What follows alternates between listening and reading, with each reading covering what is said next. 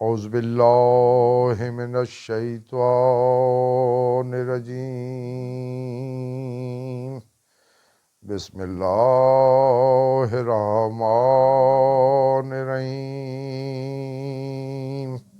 السلام علیکم ویئرس، آج میں آپ کی خدمت میں جادو سے نجات کا وظیفہ لے کر حاضر ہوں۔